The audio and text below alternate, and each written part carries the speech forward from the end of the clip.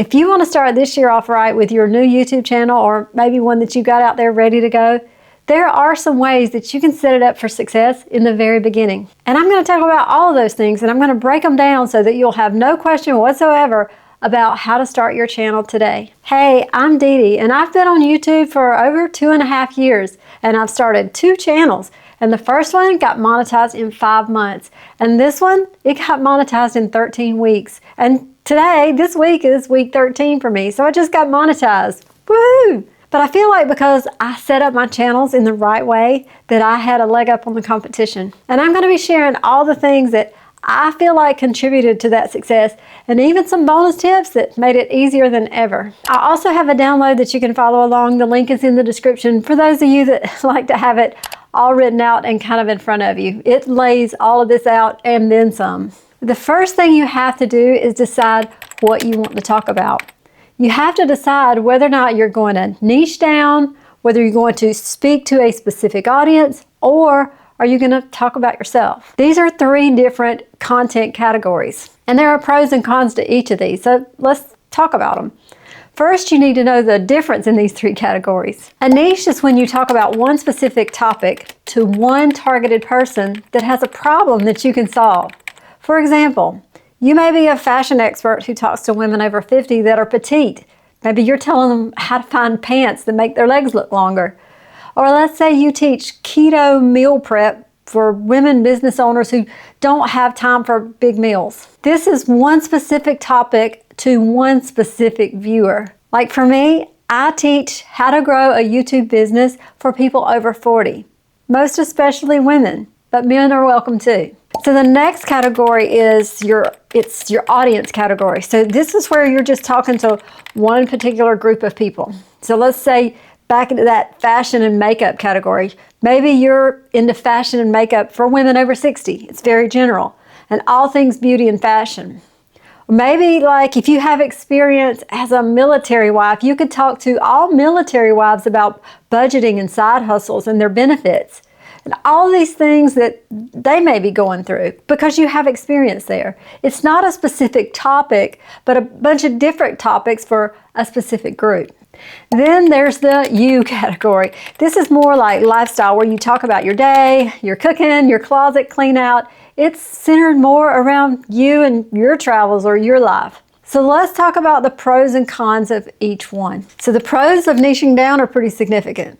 It's because you have a set audience from the very beginning, and YouTube doesn't have to take too long to figure out who you're talking to. You'll grow so much faster doing this than the other 2. Really, because you're on point and you're on message with each video that you put out, and it's just faster for YouTube to find your people. The cons though are that you may be limited in your topics, but once you get going, your topics will start showing up in your comments. People will start asking you more about what you're talking about, and then you can expand that and go into broader topics. Now, the pro to the audience category is that your audience it's wider and you could appeal to a broader audience. And this may be better if you want to have brand deals and sponsorships, because you are attracting a whole different kind of audience.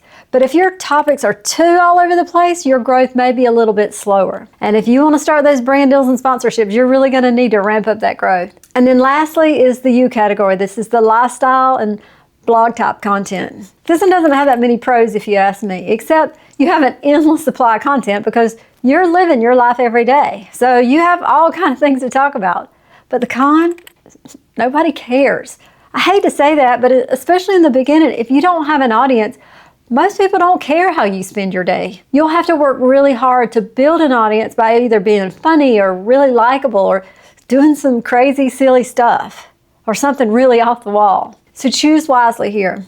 But my personal recommendation, especially if you want to start a business on YouTube, would be to niche down. So now, once you choose your category, you need to pick that niche. You need to pick something to talk about. And I call this the 3 Ps. You need to have a passion for what you're talking about, something you're proficient at, and something you can make a profit from. Because if you don't have a passion for it, you're going to give up when the times get hard, because you won't really care that much about what you're talking about. Find something you could talk about all day long. I could talk about YouTube all the time, and I know I won't quit, even if my numbers tank. And just trying to pick something that you know is going to make money, that's also going to burn you out because you don't enjoy the topic. You need to be like clearly, completely aligned here. Passion, proficiency, what are you good at, and your profit. So then you have to do your market research. I know this is not the fun one of all of this, but you need to know if there are channels out there doing what you want to do. And if not, that's not necessarily a good sign. I know you might think it is, but you really need to have current channels that are getting views and potentially making money that recently. That way you know that there's other people out there looking for what you have, like in the last year.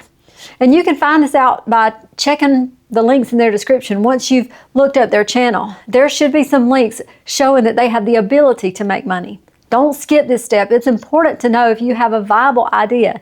And you can just do a search on YouTube to find out every single bit of this information. Then you need to choose a name. And this sounds easy and a lot of fun, but there are actually a few things you need to think about here. You could name your channel anything you want, but it really, you gotta consider this from the other side of the camera. It needs to be clear and easy to say, easy to spell, and it needs to be memorable. And if there's already a big channel out there with a name you choose that's still relevant today, I would probably choose a different one.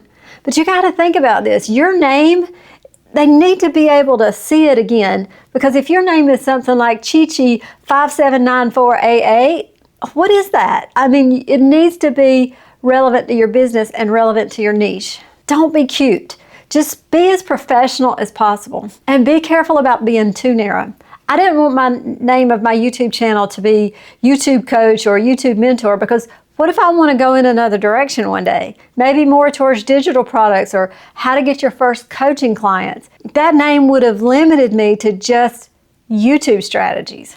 So I chose my own name, and it's now my brand. You can use ChatGPT for this. It can help you brainstorm channel name ideas. It can give you all kind of stuff, and you can just keep reiterating with it, and it will pop up all kind of great ideas. So how do you brand your channel? Well, first you need to make sure there's a website available. And I know you're probably not thinking about doing a website right away, but that's okay. At least if you go ahead and check that and maybe even purchase your website, when you get ready for that, especially if you're starting a business, when you get ready for that down the road, that website's there waiting for you. And you can check this by just going to search, like a Google search, and putting in the name of your channel with a .com behind it or a .net, and see if the website's taken. And if it's not, you may want to consider going ahead and purchasing it and just letting it sit. That's what I did. I currently don't have a website, but I do have the ddparody.com sitting out there waiting on me. That way, when I got ready to get my business up and running, I didn't have to come up with variations on my name. Also, be sure and check your social media spaces to see if the name is taken there. Facebook, Instagram, LinkedIn, wherever you want to show up. Okay, so now it's time to create a YouTube account. I'm not going to walk you through all those steps. If you need to know how to set up a YouTube channel, just let me know in the comments, and I'll try to make a separate video about that, because that's pretty long and labor intensive. But there are some things you need to do in the channel setup that's going to help you grow your channel faster, and I want to talk about those things. And if you already have a channel, these things can all be changed at any time. So you're going to need a strong channel description. I don't mean a video description. I'm talking about a channel description. You need to write a brief and effective channel description for your YouTube channel. It's crucial for attracting viewers and giving them a clear understanding of what your channel is about, and also letting YouTube know what your channel is about. So you need to be clear and concise, and I aim for like 1 to 2 short paragraphs that clearly describe your channel's content. You need to highlight whatever's unique about you. What's your unique selling point? And mention what makes your channel unique and different. What can viewers expect from your content that they won't find anywhere else? You need to use relevant keywords. So keywords are those words that describe everything that you talk about, and then incorporate those that are relevant to your niche and your content.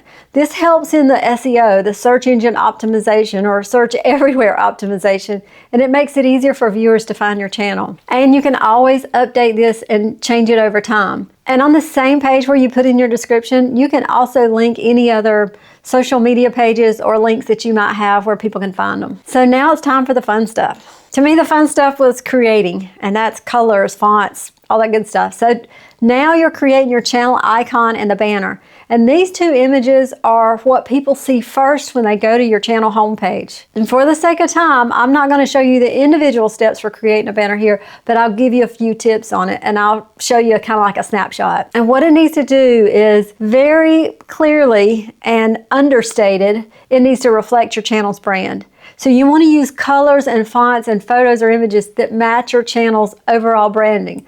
My colors are like, well, it's like kind of like this teal green and a peachy orange and some beiges and browns on the background. So I've kind of tried to make that cohesive across my channel. Consistency helps. You become recognizable and it helps you build a brand. You need to keep it simple, avoid clutter, keep it clear and easy to read. Focus on a clear message that viewers can understand at a glance because they're just going to look at it quick and move on.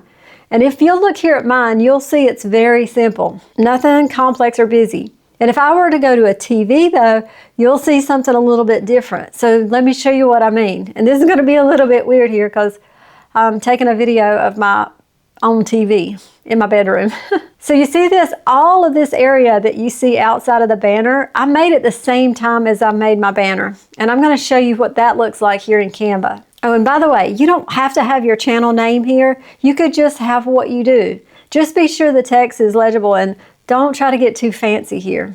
So let me go to Canva here and show you how I created this. You're going to see here that I downloaded a template from the internet for free and I use it as a guide. And I start customizing it from there. You really just need to make sure that all of your elements are inside this one box here. Anything outside this box is either for a laptop or TV. Now you need to choose a photo for your profile picture. Make this clear and easy to see, whether it's your logo or your picture. Just make sure that you can see it and it's recognizable even on a small cell phone screen. This one is easy. You just upload a photo and adjust it here to where you want it to be in the middle of the screen. And then you press done and that's it. So now that the technical stuff is out of the way, your channel is ready to go. You need to think about your posting schedule. I post twice a week, but I have room for that in my schedule. Most YouTubers that I see out there post about once a week, but the more you post, the faster you're going to grow. But the faster you could burn out because this takes a lot of work, especially in the beginning. So be realistic. Set your own schedule that works for you. You got your channel set up. It's all optimized. Now's the time to come up with your first video and get it filmed, edited, and uploaded. It's important here to stay on topic. YouTube is scanning your video with AI and listening to all the words that you say and the graphics and the pictures on the screen. They can see and hear it all. And the more topic focused you are, the faster they know who to send your video to. Now this doesn't mean that if you're directly on topic with your video, on your first video, it's going to get a ton of views right away. It still takes time. And here I'll show you my analytics from my first video. These are day one. You can see I had 8 views on day one. Then I had 9 and then 1. Then 5. It was all over the place. But then when I posted my next video on Tuesday, that brought in 21. So it just kind of starts compounding from there. So you got to be patient. But once you upload, there are some things that you can do to optimize your video for SEO. So first you need to make sure your title is direct about what's in your video. Don't be vague. Tell YouTube and the viewer exactly what they're going to get and then deliver on what they were promised. Also, your video description needs to have what I call some long tail keywords in them. And I'll give you an example here. So this was my first video description. And as you can see here, I'm not going to read the whole thing. Like, you don't need an expensive camera to create professional looking YouTube videos. But if you'll see, create professional looking YouTube videos, that's a long tail keyword. Also, exactly how I film high quality videos is a long tail keyword. All this stuff is long tail keywords that point YouTube kind of in the right direction. So now that you've done your description, you can also add the tags down in the tag section. I don't put a whole lot of weight in this because I know YouTube doesn't. They don't care about it as much as they used to. However, it's here, so I put as many as I can get here. And I get ChatGPT to help me here with these. I tell ChatGPT what my video is all about in a lot of detail and ask him to give me 500 characters of keywords or tags that I could use in my video. And then I tell him to separate each one by a comma. That way I don't have to go through each word and add a space and add a comma to separate them all out, because that is necessary in your tag section. So whether you're just starting the channel or already started and struggling to get views, look to see if you have optimized the things that I talked about in this video today, because all of these things combined with a strong video that either entertains people or gives them a solution to a problem is going to go a long way to help your channel grow faster. But they can't watch it if they don't click.